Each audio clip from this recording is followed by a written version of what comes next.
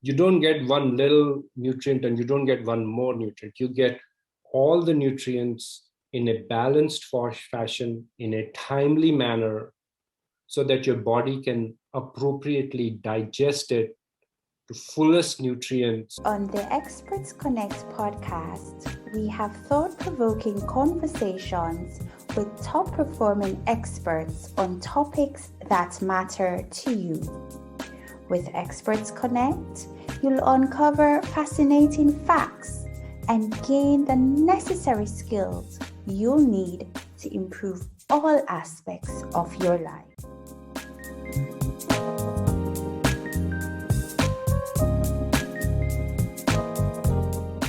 Hi, Chef Skylar Saub. How are you doing? I'm doing quite all right, Katie, and how are you?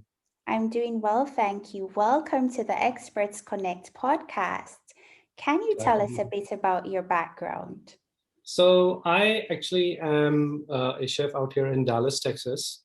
I actually own 3 food concepts. One is a global street-inspired Punjabi, which is strictly a lot of the street food, wraps, rolls, tortillas, kebabs, all, and that I learned in my countless travels across the globe. I actually own a wood-fired pizza concept, which is healthy pizzas made in my French and Italian ovens. And this is all wood-fired. And then the third, last but not the least, it's Daffy Ami, which is, well, literally in Italian, it stands from flame. So it's a life meals nourishing the fire within. It's a healthy food concept.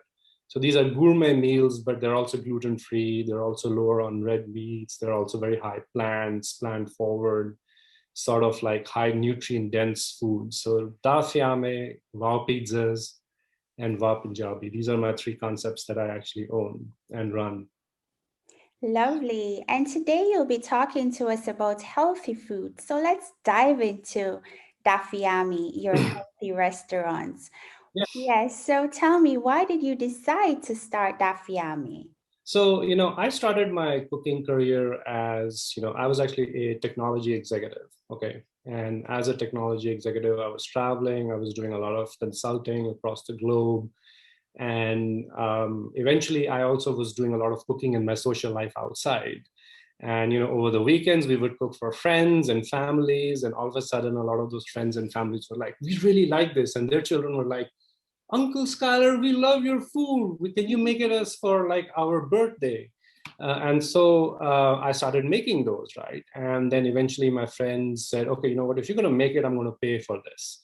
So then eventually my friends started paying for the food that I was actually starting to give to them, like for catering. And then eventually my business kind of grew from there, because you invite somebody, then other kids liked it, then their parents liked it, and it kind of just snowballed and really increased. And all of a sudden I had a little following, I had some folks, I had children calling me and my wife, hey, we want to have only Chef Skylar do the catering. And so there came a time in my corporate career where I had to decide, okay, do I continue going the corporate ladder? Because, I was doing a lot on the software, artificial intelligence, AI front, or do I follow my passion, jump the gun, and in America, as we say, burn the boats and jump wholehearted into it. And so I decided to jump into, cooking and culinary, because I thought that I always wanted to put a smile on my community. I wanted to do work which was directly impacting and positively my community. You know what I'm saying? So like I made good food and people were eating it. They were like, yep, it put a smile on their face. And to me, that meant the world. So that's how I actually got started in cooking. But, when I fast forward so many years, I became overweight. I originally was about 200 pounds and I became 247. My muscles started to twitch involuntarily. I started to get acid in my stomach, GERD, gastric, reflux disease. I started, believe it or not, I started getting shots like muscle relaxer and anti-inflammatory shots on my neck and on my face, because they couldn't give me NSAIDs because of my stomach problems, because it would burn the ulcer. So they had to give me shots out here. And I got about 14, 15 shots year after year after year. So the third time when I came from the hospital and my neurologist had given me, he said, okay, you cannot even lift a vacuum right now. And here I am in the kitchen, and we all know working in kitchen takes a considerable amount of physical labor, right? And I was like, I need to do something different for this. I need to fix this, or I need to quit my profession because I cannot continue like this, you know. And I found myself literally at the back of with my back against the wall because I couldn't work out, I couldn't lift weights, I couldn't even do a vacuum, and my stomach was problem. I became pre-diabetic, and my triglycerides, my LDLs, my blood sugar, they all were going in the wrong direction. And not to mention 247, 250, 252 pounds of weight, which was body mass index of about 30 plus, right? And so I said to myself that what can I do to fix this, right? I mean, and the only thing I could realistically do other than actually having a gastric bypass surgery was to fix my diet. And I knew from the very beginning, I have a degree in bioengineering, so I study a lot of the physics, the chemistry of all the nutrients and all that. And I've always been studying that. I knew that it wasn't going to be simple like cut your carbs, increase your protein, increase your fiber, and you're going to be done. I had to take it to the next level of the vitamins, the minerals, the micronutrients, the superfoods, because I think that that's where I really needed to win this battle of food. And that's really what I did was I kind of said, okay, you know what? Not a lot of carbs. Let's increase the fiber. Let's increase better quality protein. Let's reduce the sugar, add a lot of vitamins, water soluble, ADEK, vitamins B, C. Let's have some herbs and spices. Let's have some parsley, oregano, cloves, and a lot of that good stuff. And and let's find a way to infuse vegetables and fiber into just about everything I'm eating, you know. So if I'd make a chicken, I would take a chicken breast, I will slice it half, cut it open, I will put like asparagus and veggies, I'll put it back in, and then I'm going to bake it. So it's going to become like a chicken sandwich, you know what I'm saying? And then I can eat it. So effectively what happened was that, and this was January 1, a few years back, and within 6 months, and I'm not exaggerating, I lost 47 pounds. Wow. And not only did I lose 47 pounds, I actually, my H1B/AC came down, my blood sugar came down, my triglycerides came down, my good cholesterol, which was HDL, went up, my LDL went down. And it was like I became so much more active. So when the time came for my neurologist to give me the muscle shots on the 4th year, I was like, I don't need it because I wasn't having pain. For my pizza business, I'd get these 50-pound bags of flour and I would just easily take it, lift it, and put it, and I'm like, wait, I was never able to do that in the last 5 years.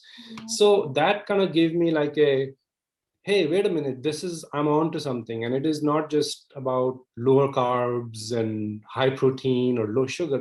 There is something more to what we eat than just these macronutrients. And at the same time, when I was going through my journey of losing 47 pounds, I already had my customers were like, Chef, you're losing weight, and people will see that you're losing weight. And I had a double chin like that, and now it's gone down. And serious, I'm not joking. And this was all. I used to be completely like it. Just I was barely able to wear this, and this is all now. It's all loose, right?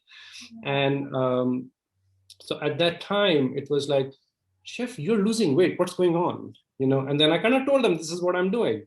Oh, you know what? We would like to try that diet as well. So some of my customers came and said, you know what? We'd like to try that diet. And at this time, when you've been feeding, let's say, a family for so many years, they become your friends and they share with you, oh, by the way, we also have, let's say, heart problems, or we have high blood pressure or high cholesterol, or we have a grandma or granddad who has got a diabetes problem, or my wife got a thyroid problem.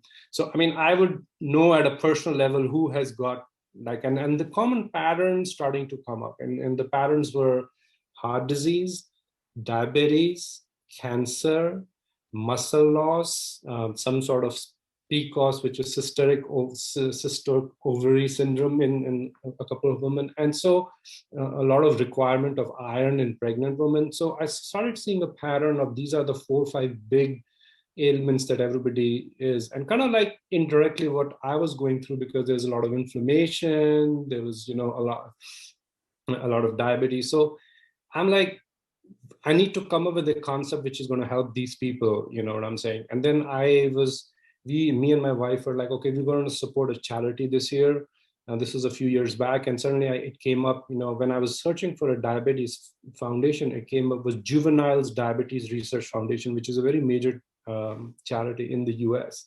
Yeah. And honestly, I was stunned, seeing that now children are getting diabetes. And then I did a research over there. It's like, children are getting diabetes, cancer. So all these ailments like cancer, heart problems that I used to hear as a kid would be happening to my grandparents when they were getting old are now coming in our children.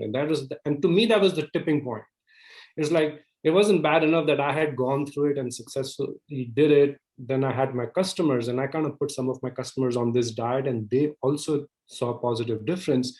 But when I heard that, oh my God, children are doing this as well, that kind of gave me the purpose, the true north, the eureka moment, like I got to do something about it. And that's how Daffy Ami as a concept was formed, that this is a concept where I'm going to dedicate my resources and myself to kind of use food as a medicine, but not kind of as a medicine, because when I say food as a medicine, people are like, I'm not sick.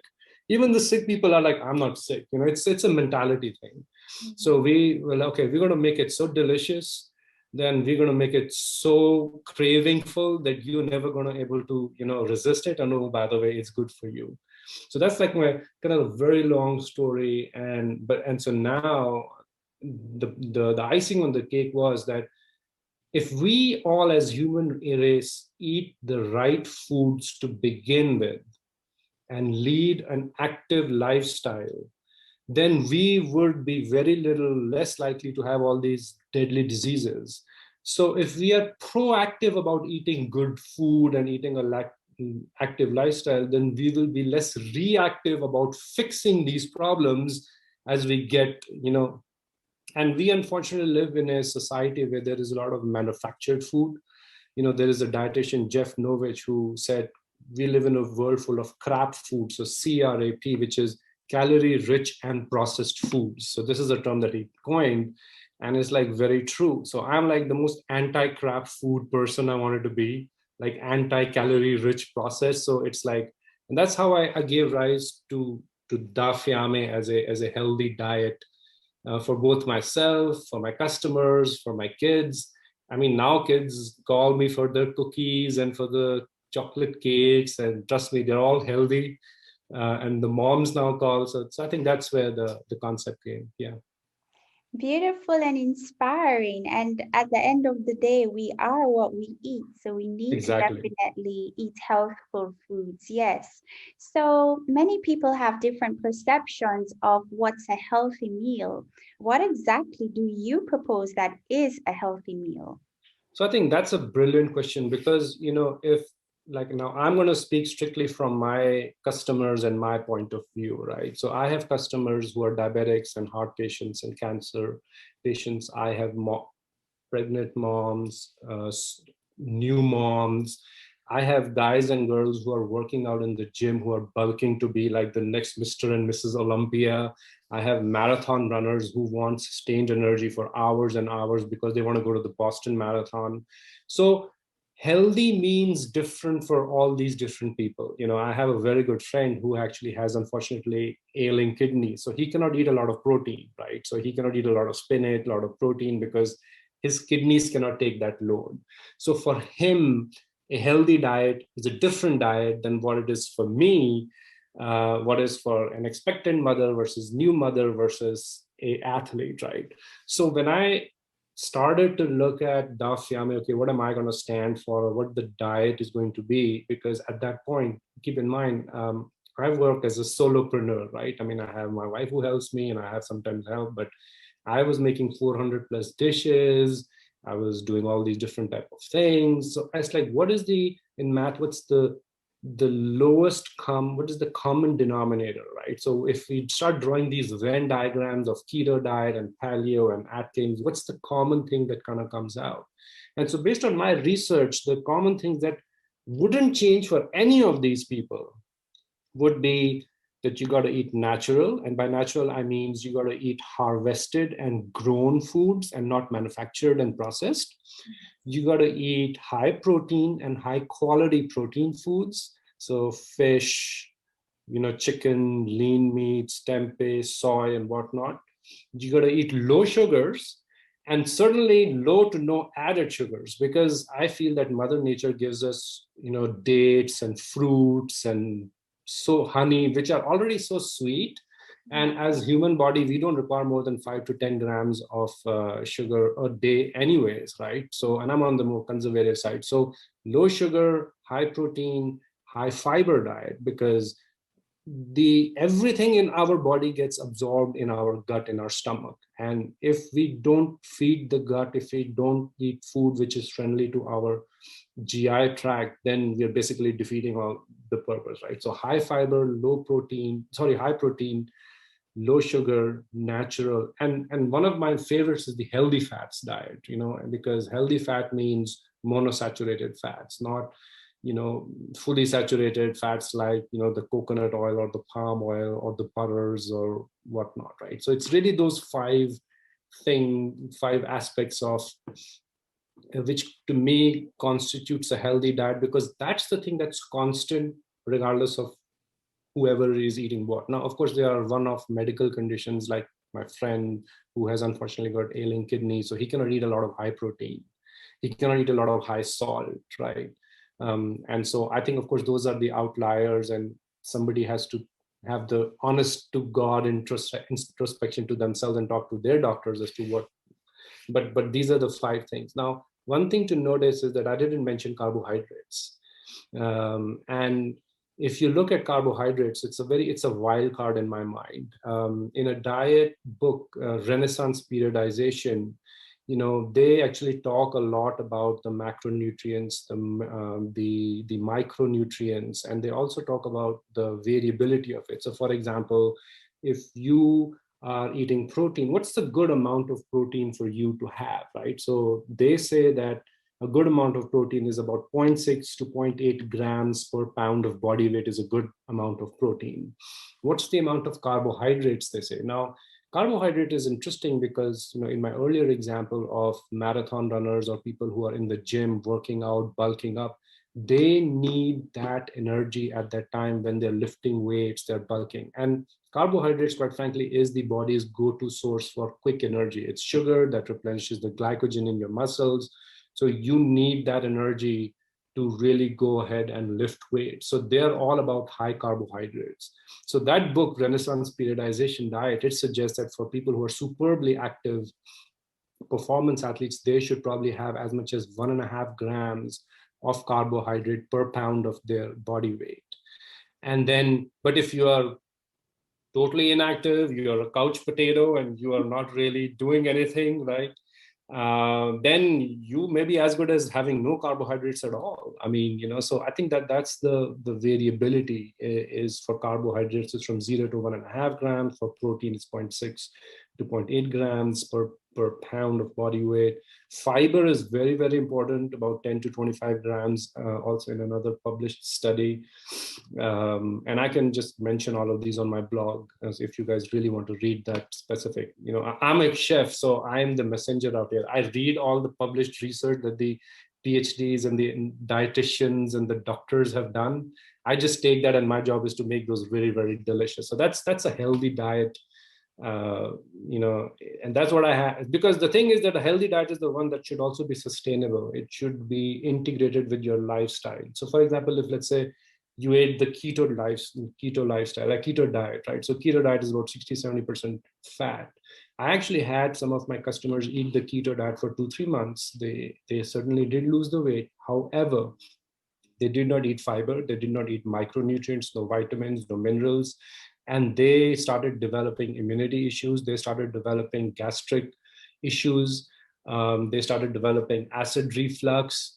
Why? Because they were having too much meat, too much dairy, too much cheese, no fiber at all. And all of a sudden, what happened was that they had to get out of it. And then when they got out of the keto diet, no longer their body was creating ketones, but now they just went back to what they were. Only now they were eating all this fat and the added carbohydrate that they were eating already. So they actually saw not only they regained the weight that they were already lost, but they gained some more. But this time around, they had, because of the minerals and vitamin deficiency, they had other ailments and they had acid. So it's the healthy diet. If you follow these core 4 or 5 principles, and they're published on my dafiame.com website,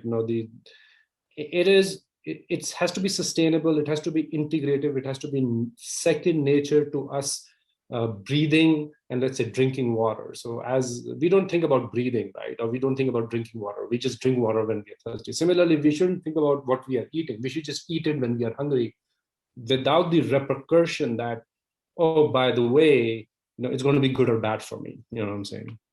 Yeah, I agree. And just for the benefit of our audience, can you briefly explain what are micronutrients and macronutrients? So again, a good question. So macronutrients are the carbohydrates, the fats, and the proteins. And that's predominantly what we all eat, and everybody's super aware of what a carbohydrates, fat, and protein are, right? Now, micronutrients are the vitamins and minerals, which our body so desperately needs. So vitamins are the water-soluble ones, which are A, D, E, vitamin A, D, E, and K. The fat-soluble one, which are the B and C's, and it is very important that we have those vitamins, right? And even we have just going through the pandemic, and we all talk about immunity and whatnot, right? So having the proper amount of vitamin C or the D, and we can talk about it more. So those are the vitamin micronutrients. And now the minerals are the other part of micronutrients. So think about magnesium, think about potassium, think about calcium. Like if you don't have calcium, or if you do not feed your body enough calcium, I mean, I have a lot of middle-aged to senior women who already have bone loss density, right? So they're always asking me, Chef, how can you give us some tasty ways to put calcium in our, in our diet? So calcium, magnesium, potassium, zinc, it's a huge impact on our immunity, right? So think selenium, right? I mean, and you get a lot of these from meats. I know I'm not saying we eat a lot of meat, but don't. So those are the micronutrients that our body really desperately needs, and Mother Nature gives us that. The thing is, we don't have to, like, these days we are all about, oh, we're going to pop up a magnesium tablet, or and I'm guilty of that as well. I want to eat a magnesium, I want to eat a men's one a day or anything like that. But if you have the right diet, then we certainly have, we're better placed for all of that. Yeah, most definitely. And again, for the benefit of our audience, can you briefly provide us with a few examples of healthy meals that are affordable, delicious, and very quick to prepare? I'm going to get hungry while I'm talking. So I think the most important thing is that when you are making healthy, right? Healthy in my paradigm of Daffy Ami is healthy is balanced diet. You don't get one little nutrient and you don't get one more nutrient. You get all the nutrients in a balanced fashion, in a timely manner, so that your body can appropriately digest it to fullest nutrients, so that you get the energy to live and sustain your healthy life, right? So that is a healthy.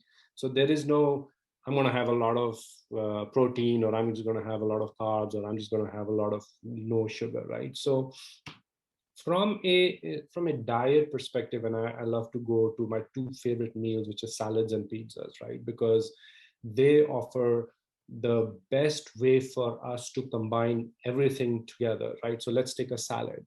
Now, there was a study which was done, and Chipotle, we have a very famous burrito, a Mexican Chipotle place out here. It's got thousands of franchises, and they did a survey out there that if you take a burrito, a Mexican burrito, and if you take the tortilla out and you take the white rice out and you replace it with lettuce and you replace it with boiled beans, you're going to shave off about 400 to 500 calories, right?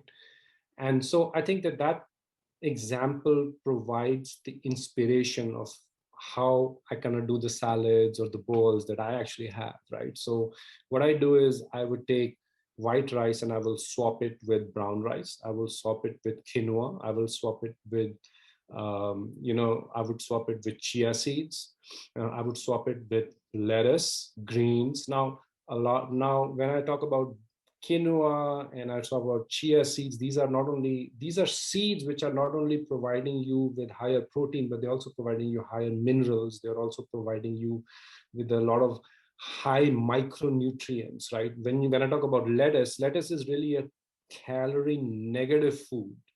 And what I mean by that is, and this is really inspired by a concept of volumetrics diet. And what I mean by that is that if you have volume dense, low calorie foods in your diet, it is much more beneficial, which has got fewer calories than the other way around. That is much more beneficial. So to give you an example, right? So a tablespoon of a extra virgin olive oil has got about 115 calories, just a tablespoon.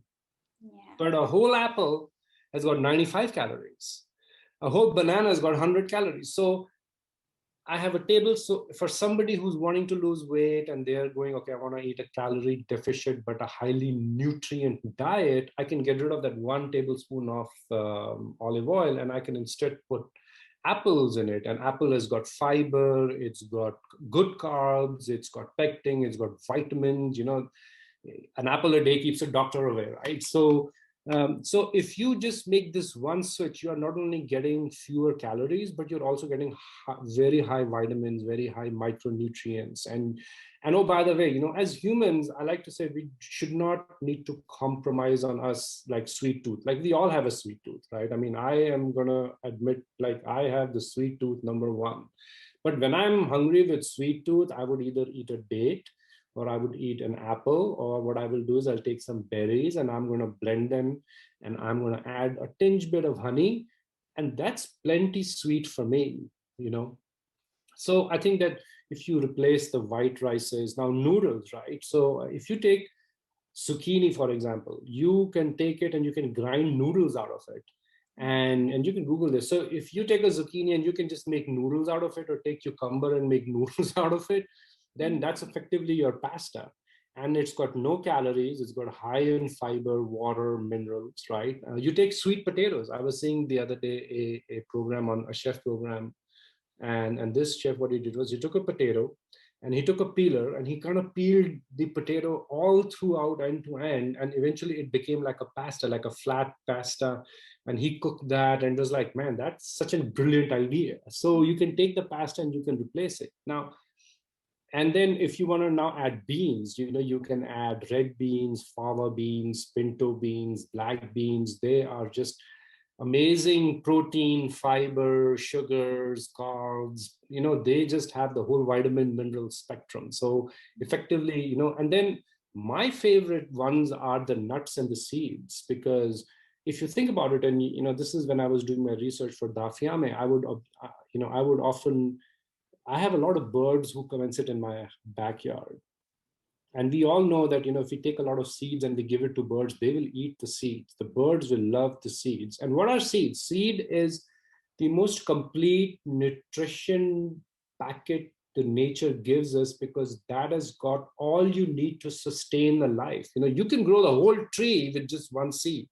And the birds are smart about it. That's why they love those seeds. So the question is, why as humans we are like, okay, why are we not learning from them? And I know a lot of people learn it. It was a eureka moment for me when I was doing my research for Daffy Ami. It's like, man, so sunflower seeds, pumpkin seeds, watermelon seeds. I mean, sunflower seed is really, really good. These are really high in zinc and minerals and whatnot, right? So add more zinc.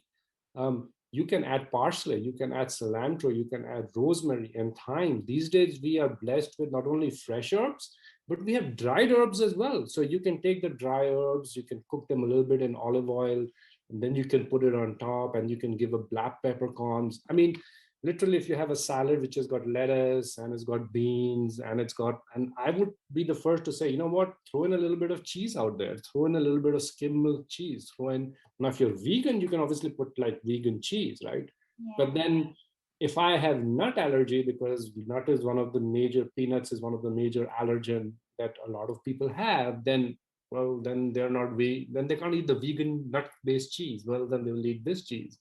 So I think that's where you kind of swap out the bad foods for the good ones, right? Layer by layer. And there was a diet which is it's called the zone diet, right? And for people who, a lot of my customers are like, let's face it, food is a secondary concern for us, like eating and like breathing and drinking water. Food is a secondary concern for us.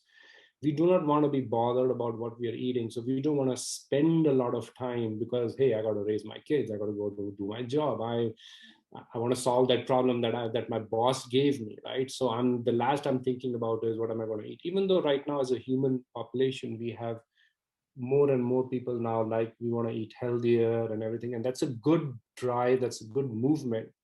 But on an average, everybody is not thinking about food all the time. So for them, I'm like, hey, there is a diet known as the zone diet, which really says if you can get 40% of your calories from unprocessed raw grain carbohydrates, 30% from fat, which is healthy fats. Think about nuts, think about avocados, think about vegan cheese, think about, monosaturated oils like extra virgin oil. And then the 30% other, you get proteins, like fish, you get skim milk, and you get milk and dairy and cheese and whatnot, right? So I think that the 40-30-30 rule is a simple way for people to follow as a healthy diet. If you want to really go all in, you can, make these substitutions layer by layer, study them, see what you like, what you don't like. Yeah. Okay, that's really interesting. And can you give us a few examples of foods that boost immunity? So, I think that ever since this pandemic started, right, immunity is in everybody's mind, and pre-pandemic, I had the big 3 or 4. We had foods that are anti-cancer, anti-diabetic, heart, brain, anti-heart problems, helping with the brain, helping with muscle loss. And nobody really talked about micronutrients. Nobody really talked about vitamins and minerals. And I shouldn't say nobody, but very few people talked about it. It wasn't mainstream. But when coronavirus came along, I know as a community out here, everybody gets flu 2 times in a year. Not everybody, but many people get it. So they get the flu shot and they're done with it, right? So there wasn't enough focus on the immunity aspect of it. But for the first part of the till we actually had the vaccines in, here in the US and across the world, the focus was, okay, how can we help boost the immune body to generate its immune response to the virus, right? And that's where a lot of the pundits, a lot of the researchers went back to the drawing board. They looked at what they have been doing. They picked up the spices, the herbs that were antibacterial, antiviral, and quite frankly, a lot of the research was already being done in that case. So, for example, there is a spice, the Chinese spice called star anise. And star anise was already being used as a compound in Tamiflu, and Tamiflu is one of the leading antiviral medicines that we have. And this is, again, I didn't come up with it. It's well published, right? So, and when I started looking into it, and I was like, hey, a lot of my customers were, because being a health-focused Daffy Ami, health-focused chef, a lot of customers, okay, what's your point of view on immunity? And I'm like, well, we have, a lot of these, Mother Nature gives us in ways of plants, a lot of ways to manage immunity. And you don't have to look at, just look outside. I would look at outside my door, and I have all these plants and all these trees that are, I doubt if they get a virus or not. I mean, they're always growing, and unless if there's a storm come there. So I think the important point here is that that's where I started turning into plant-based stuff like plant bagels, and some of the leading and pro-immunity research that I read was that vitamin C was a number one. Vitamin C is, you got to have vitamin C, which of course oranges and lemons, but also amla, which is an Indian gooseberry. It is very high in vitamin C. Could you repeat? I didn't hear. So it's AMLA, amla. So that's an Indian word, but in English it's known as gooseberry. So GOOSEBERRY. Yeah. So gooseberry is very high in vitamin C. And guess what? You can actually make it as a vegetable.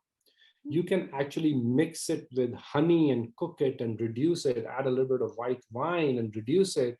And you got sort of a sweet, savory, sour concoction that you can eat, add a little bit of black pepper to it and salt. And it's like the most well-rounded dish that you can serve. And it's really good for you. So the number one thing that was in was vitamin C. The other part was you got to help the body absorb all these vitamins and minerals. And therein came vitamin D. And it's like you got to have vitamin D. And all the doctors started prescribing vitamin D, that you got to up your body because you got to give your body the best ability to absorb these macro and micronutrients like vitamin C and all these other vitamins and minerals that will eventually help body make it. And vitamin D, of course, we know the sunshine is there, but then vitamin D also comes from dairy, comes from milk, comes from shellfish. Get this, it also comes from mushrooms as well. Yeah. And one of the doctors, Dr. Michael McGregor, he has his book, How Not to Die Cookbook. In that, he goes ahead and he makes a claim that eating mushrooms can reduce viral infections in your mouth by as much as 50%. Again, this is not mine, this is Dr. Michael McGregor's. And his published How Not to Die cookbook. He actually has a How Not to Die cookbook, right? So I thought that was very interesting. And now if you look about mushrooms, they're meaty, they're umami. If I want to replace bacon, like for many of my customers, they don't want to eat bacon because they don't eat either for religious reasons or they're going for meat-free diet. So guess what? I'm taking a mushroom. I want to add some liquid amino smoke. I'll add sugar. I'll add some honey. I'll add, vinegar. And I'm going to add, some brown mustard, and it's going to taste like a meaty vegetarian. And so all of a sudden, so mushrooms is very, very good. And then I want to also talk about, so there is stuff like black cloves, there is like cumins, there is caraway seeds. A lot of these have got antibacterial and antifungal properties. And, and if you think about it, these are all the seeds in the plant kingdom that are being used to actually keep the plants healthy, right? So there is no reason why we should not incorporate them in everyday diet. I also want to talk about one more thing, which is the adaptogens. And adaptogens are strictly by definition restorative and revitalization plants that are used to revitalize and restore human body's innate response to stress, to inflammation, to immunity. And of all of these, elderberries is the top adaptogen, which is, we have elderberry, I think, I don't know the whole history, but it came from Europe and it's really good for cold and flus. A lot of moms buy elderberry syrup for the children. And increasingly, there is research that elderberries is actually helping fight off coronavirus in vitro studies as well. They are taking the elderberry is actually kind of enabling it prevents the virus from coupling the spike protein to couple onto whatever human cell. I'm not a biology major out here, so I'm not going to put myself too much into it. But the bottom line is that there's increasing research that these adaptogens, these plant-based elderberries, are also kind of helping you that. And the last but not the least, and I was surprised when I was doing this research, and I actually did talk to a couple of registered dietitian and nutritionists, some doctors who are actively researching that 70% of your immunity get this from your gut. Yeah. It actually comes from the well-being of your GI, your colon, your intestine, your stomach, your gut, like the whole. And you gotta keep your gut in order if you want your stomach and your GI, everything to absorb the necessary vitamins and nutrients and minerals to become, to fight off immunity. So, and the way you do that is having high fiber. The way you do that is actually having fermented probiotic foods. So having yogurt, having kefir, having sauerkraut. Like the other day, I got pickled red beets. I got pickled cucumbers, right?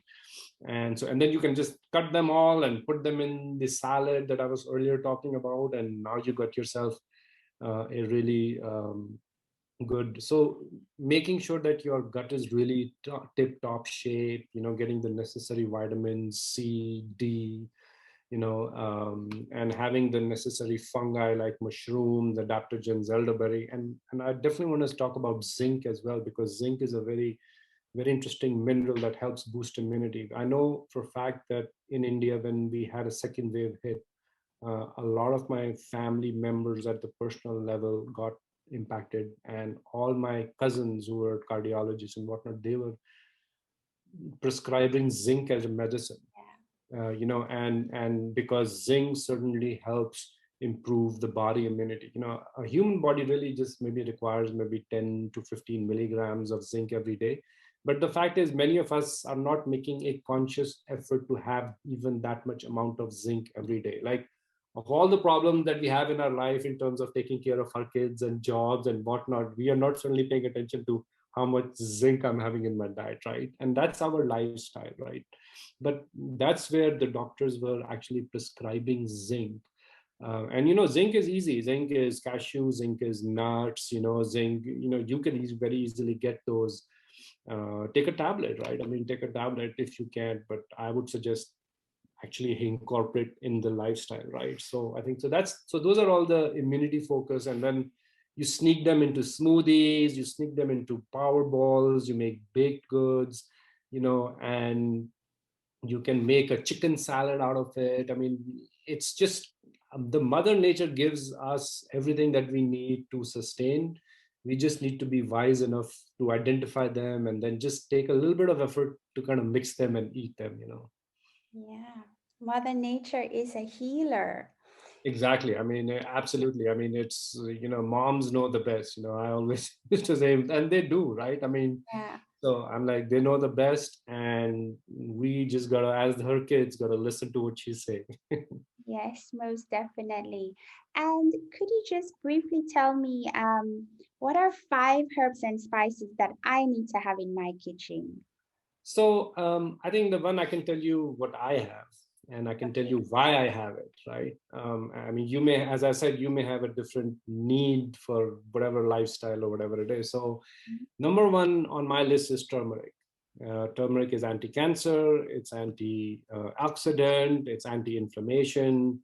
I know athletes who are eating turmeric pills because when they go out and play football or basketball, their body becomes so inflamed. So they are actually eating turmeric. So I actually have a turmeric cookie that I'm making. And turmeric is one of the most common in spices that you can find very easily in any Indian store. And you can just mix a gravy out of it, and you can really make, in the gravy, I actually have turmeric shots every day in the morning. So I take, because I have acidity, what I do is I don't drink coffee in the morning, because dairy and coffee are irritants to the GI, right? And Yeah. especially in terms of coronavirus, where everybody, unfortunately, so I mean, I'm living what I'm telling right now. So I'm taking care of my gut, and I have a turmeric shot in the morning. So I take almond milk and I put turmeric in it. And then the next, and why, and I drink it.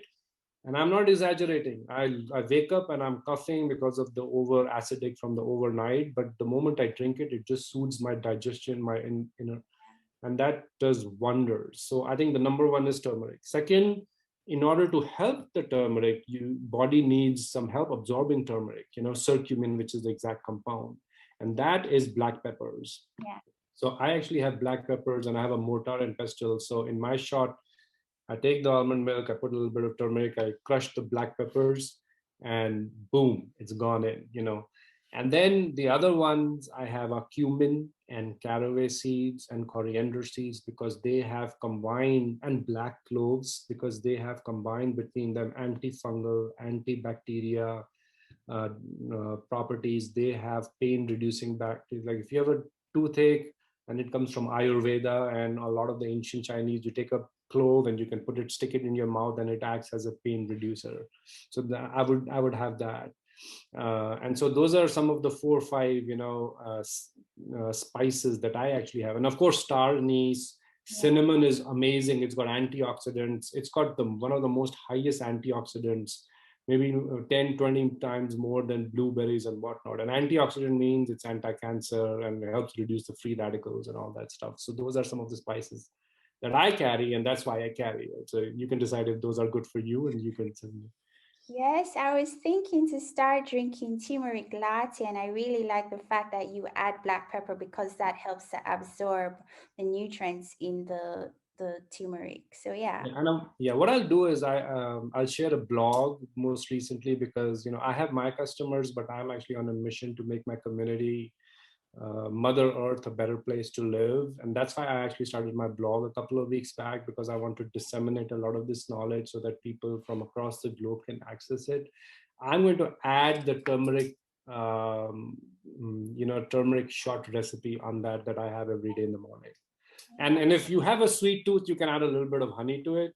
Yeah. And again, no harm there, because you have the whole day to wear the sugars out. You know what I'm saying? I agree. And we're wrapping up now, Skylar. So, what are the Yes. most important cooking techniques that we need to know in order to prepare healthy meals?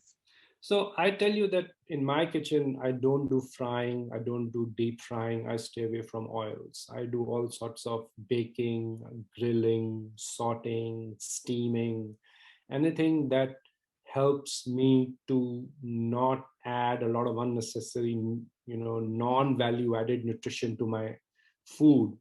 A couple of things. So these are all the cooking techniques, but you got to maintain for the type of food the time and temperature. So, for example, if you're steaming asparagus, if you cook more than 260 degrees, I recently read somewhere, then it will create carcinogenic compounds in certain types of food. So make sure your temperature of your food being cooked does not exceed 260 degrees.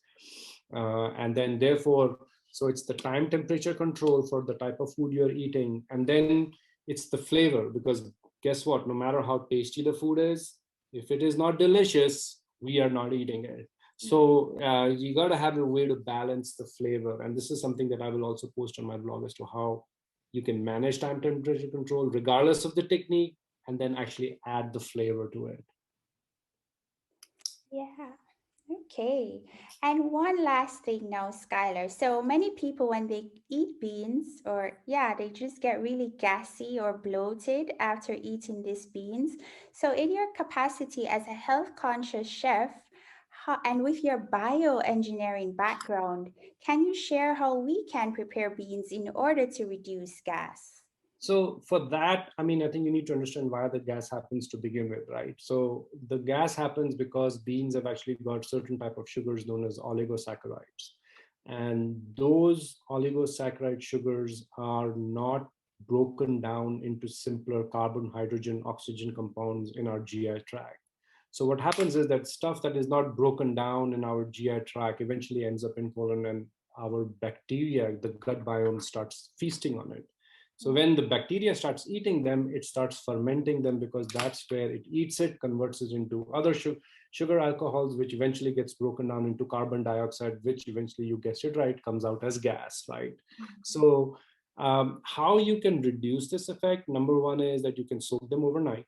Now, I have not been 100% perfect in fixing this, but I do this, and I have noticed some help. So I would be 100% like, I would be lying to you that this is the full fail-proof way. But you can soak them overnight if these are the raw beans. So that what happens is that the oligosaccharides kind of tend to lose out. They kind of ooze out and then throw that water away. Don't cook it in that water. Yeah. You have canned, so you take the canned one, you wash them thoroughly, and then I earlier just told you that cook them with turmeric, which is very good in digest. It helps in digestion. Cook them with caraway seeds. Caraway seeds are excellent digestives. They really help in digestion. So if you cook with caraway seeds, if you cook with turmeric, ginger is just marvel on your digestion. It is one of the best roots that you can have, and it's certainly a staple in my kitchen. So if you cook them with certain alleviating agents, you can then certainly reduce the gas. And the last but not the least is eating the beans themselves. So if you take the beans and you gobble them up in 5 minutes or quickly, then that's too much of beans. They go, and then our bacteria start eating, and that's a lot of it. But if you kind of eat them slowly, take some time, let it pace it out, then you're more likely to not have that gaseous exhaling from your body, to put it nicely. Nicely put. And what's your message to our audience? So I think my message is that life is all about balance. It's all about, It's about harmony. We are all living, and that's similar to the microbiome that we have. It's not just have more protein or just have more carbohydrates. You gotta have a balanced lifestyle. You gotta enjoy it. It makes us humans. If you're feeling low, there's certainly a mental aspect to it, which has been unsurfaced because a lot of people have, especially the older people, have been quarantined for years, right? I was talking to my dad, and he's been in his home for 16 months and hasn't been able to get out. He's a cancer survivor and touch wood and heart patient, and so nobody is gone. So you gotta eat well, but you gotta eat smart, right? And lastly, but not the least, I like to challenge everybody, go 2 weeks without actually adding any sugar to your diet. You feel sweet tooth, go eat a date or go eat a pineapple or go eat an apple, right? Try having better quality proteins. Let's do the bean challenge, right? Let's do it. And I actually created a community on Facebook, which is Clean Healthy Gourmet, and you can just Google you can find it on Facebook, Clean Healthy Gourmet, and come back, join that community. I'm going to start in my effort to help what I can as a chef to help my fellow Americans, my fellow global people, my fellow to help you live a more healthier life. I will, I plan to come there every week, every other week, do cooking demos. I'm going to make it a very active, so take advantage of that. Share your learnings. I gonna learn everything. What I told you today was maybe 0.0010 to the 10 raised to power minus 10% of all the knowledge that is out there, right? So share your stuff. We will all learn together. We'll all be better together, right? So join my community. Do those challenges of no sugar, low sugar. Eat more. Full grains. And then I'm going to run these challenges also in my community just to see how that goes. Beautiful. Thank you for sharing. We were certainly inspired by your knowledge on healthy foods. Thank you, and thanks for joining us. Thank you, Katie, and appreciate for you guys to having me here. Thank you very much. You're welcome. Cheers. Cheers. Bye-bye. Bye. Thanks for tuning in on Experts Connect. Please head on over to TeachSomebody.com and give us an applause. You may share your comments and ask your questions in the comment section. Please subscribe to us on YouTube, as well as follow us on Spotify, Apple, and Google Podcasts. You can also follow me on Instagram at Davis-Owusu. Have a lovely rest of the week. Bye.